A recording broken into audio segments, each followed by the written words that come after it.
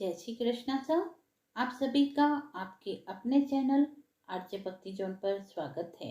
आइए सुनते हैं दुर्गा सप्तशती का चौथा अध्याय। क्या आपने कभी अपने जीवन में ऐसे क्षणों का अनुभव किया है जब अंधकार हर दिशा से घेर ले, जब आशा की कोई किरण नजर न आए और जब यह लगे कि आपकी सारी शक्ति समाप्त हो चुकी है? ऐसे समय में एक ही शक्ति है जो आपको संपूर्ण सुरक्षा, आत्मबल और विजय का अनुभव करा सकती है। वह है माँ दुर्गा की शक्ति। दुर्गा सप्तशती, जिसे चंडी पाठ के नाम से भी जाना जाता है, न केवल देवी दुर्गा की महिमा का स्तुति गान है, बल्कि यह एक गूढ़ आध्यात्मिक विज्ञान है जो मनुष्य के भीतर और बाहरी संघर्षों से लड़ने की प्रेरणा देता है। यह ग्रंथ तीन मुख्य चरित्रों, महामाया, महिषासुर और देवता, के माध्यम से धर्म और अधर्म के शाश्वत संघर्ष को दर्शाता है।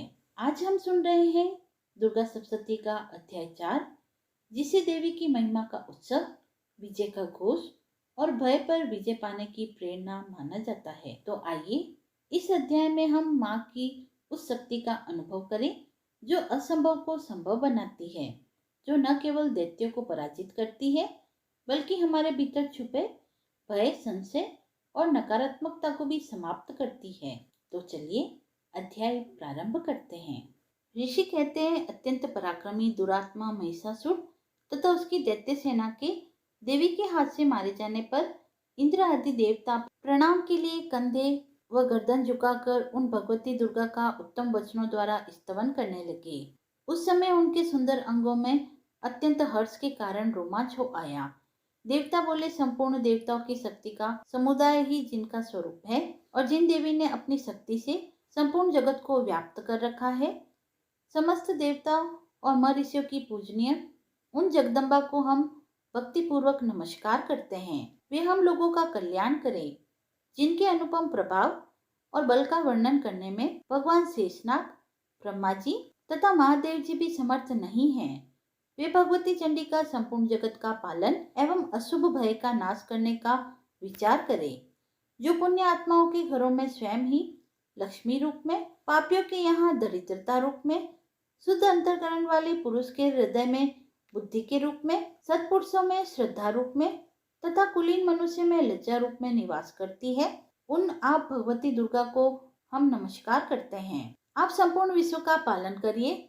देवी, आपने इस अचिंतनीय रूप का, असुरों का नाश करने वाली भारी पराक्रम का तथा समस्त देवताओं और दैत्यों के समक्ष युद्ध में प्रकट किए हुए आपके अद्भुत चरित्र का हम किस प्रकार वर्णन करें। आप संपूर्ण जगत की उत्पत्ति में कारण हैं।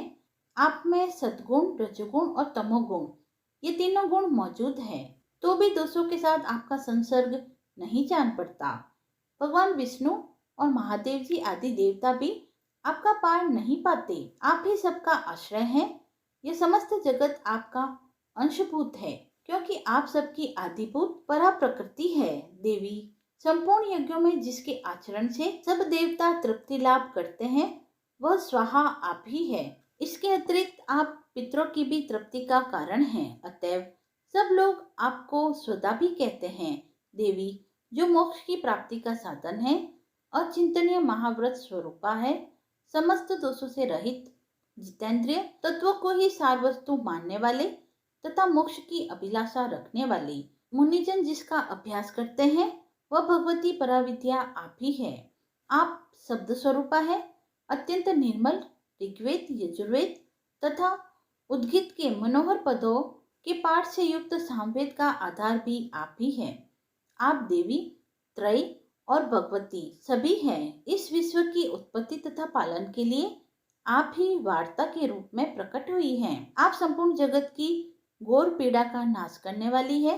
देवी, जिससे समस्त शास्त्रों के सार का ज्ञान होता है, वह मेधा शक्ति आप ही है। दुर्गम भव सागर से पार उतारने वाली नौका रूप दुर्गा देवी भी आप ही है।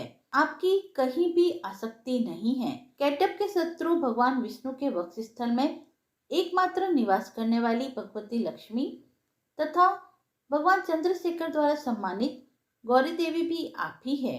आपका मुख मंद मुस्कान से सुशोभित, निर्मल, पूर्ण चंद्रमा के बिंब का अनुकरण करने वाला और उत्तम स्वर्ण की मनोहर कांति से कमनीय है, तो भी उसे देखकर महिषासुर को क्रोध हुआ और सहसा उसने उस पर प्रहार कर दिया।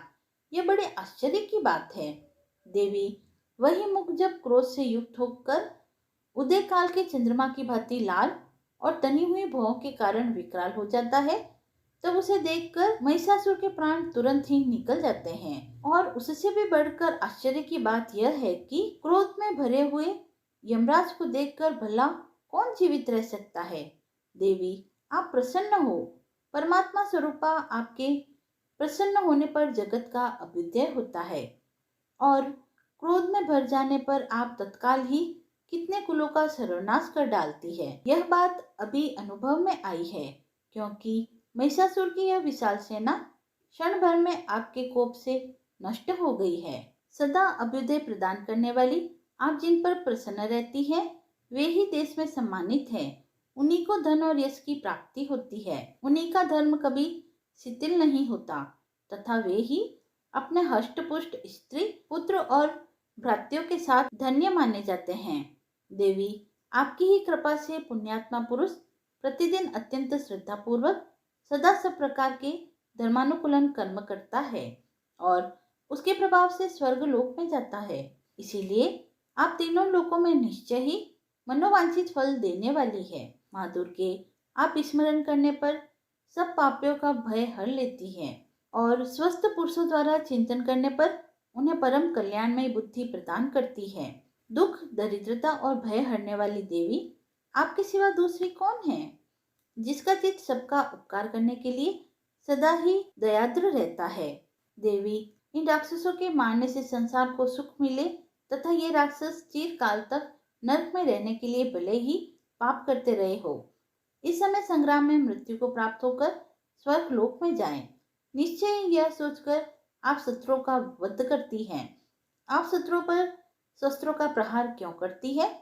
समस्त असुरों को दृष्टिपात मात्र से ही भस्म क्यों नहीं कर देती? इसमें एक रहस्य है। ये शत्रु ही हमारे शस्त्रों से पवित्र होकर उत्तम लोक में जाएंगे। इस प्रकार उनके प्रति भी आपका विचार अत्यंत उत्तम रहता है।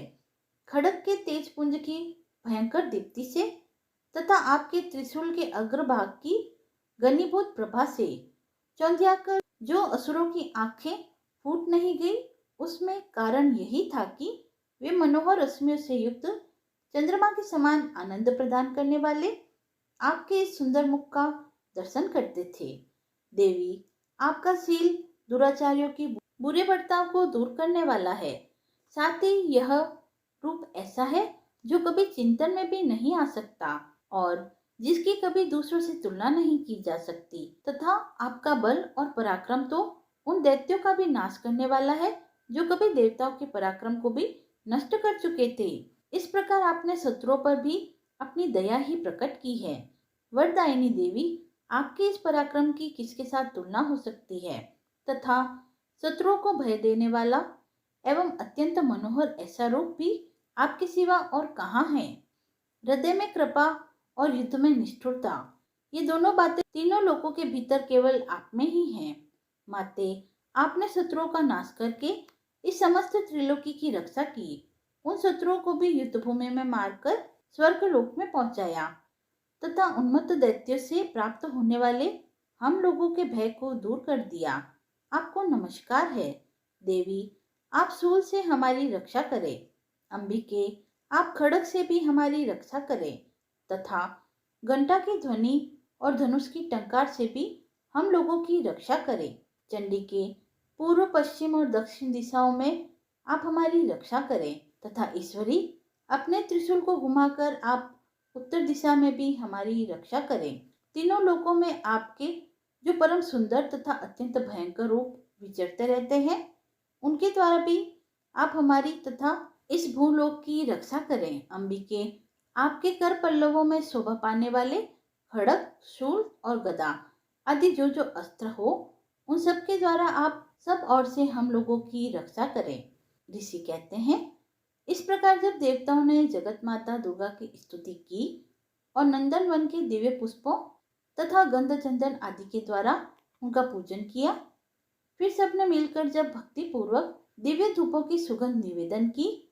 तब देवी ने प्रसन्न होकर प्रणाम करते हुए सब देवताओं से कहा। देवी बोली, देवताओं, तुम सब लोग मुझसे जिस वस्तु की अभिलाषा रखते हो मांगो।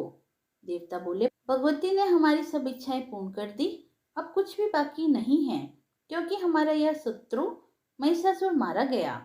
महेश्वरी, इतने पर भी यदि आप हमें वर देना चाहती है तो हम जब जब आपका स्मरण करें तब तब आप दर्शन देकर हम लोगों के महान संकट को दूर कर दिया करें, तथा प्रसन्न मुखी अंबिके, जो मनुष्य इन स्रोतों द्वारा आपकी स्तुति करे उसे वित्त, समृद्धि और वैभव देने के साथ ही उसकी धन और स्त्री आदि संपत्तियों को भी बढ़ाने के लिए आप सदा हम पर प्रसन्न रहें।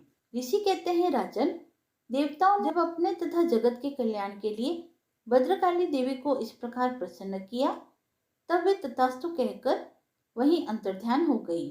भूपाल, इस प्रकार पूर्व काल में तीनों लोगों का हित चाहने वाली देवी जिस प्रकार देवताओं के शरीर से प्रकट हुई थी वह सब कथा मैंने कह सुनाई।